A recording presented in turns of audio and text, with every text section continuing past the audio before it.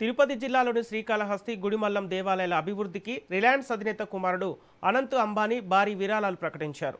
ఇటీవల శ్రీకాళహస్తి దేవస్థానాన్ని సందర్శించిన అనంత్ అంబానీ ఆలయ అభివృద్ధికి 10 కోట్ల రూపాయలు, ఆలయంలో సెంట్రల్ ఏసీ ఏర్పాటుకు 3 కోట్ల రూపాయలు, దేవస్థానానికి అనుబంధంగా ఉన్న గోశాలకు 5 కోట్ల రూపాయలు విరాళంగా అందజేశారు.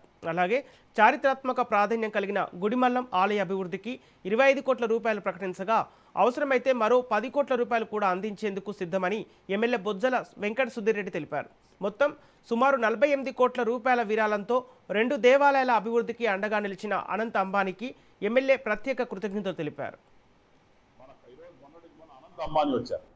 వచ్చినప్పుడు ఆయన అన్నాడు, ఎంత నీట్గా ఉంది టెంపుల్, మేము ముందు నుంచి వస్తా ఉన్నాను, చూస్తా ఉన్నాను.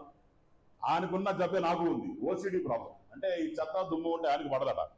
కాబట్టి వస్తా ఉంటే నీట్గా చక్కగా పెట్టుకున్న టెంపుల్ ఎక్కడ కూడా దుమ్ము లేకుండా బ్రహ్మాండంగా నీట్గా ఉంది. దర్శనం పోయినప్పుడు కూడా చాలా హాయిగా మనశ్శాంతి ప్రశాంతంగా ఉందని చెప్పి అలా వాడు చెప్తూ 48 కోట్ల రూపాయలు డొనేషన్ ఇచ్చాడు.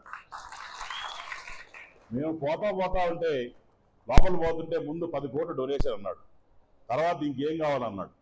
అనిన వెంటనే ఏసీలు సరిగ్గా పనిచేస్తే ఏసీ కావాలి, సెంట్రల్ ఏసీ తిరుమలలో ఉన్నట్టు కావాలి సార్ అంటే ఇమ్మీడియట్గా దానికి ఒక 3 కోట్లు ఎంత అవుతుందంటే 3 నుంచి 4 కోట్లు 4 కోట్లు ఇచ్చేశాడు.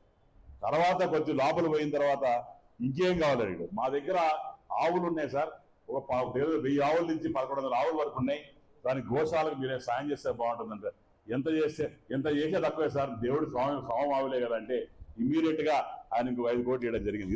సో అంత పెద్ద మనసు ఉన్న అనంత్ అంబానీ గారికి నేను మనస్ఫూర్తిగా 2 చేతులొంచి నేను మనస్ఫూర్తిగా నమస్కారం తెలియజేసుకుంటున్నాను. ఈరోజు మొన్న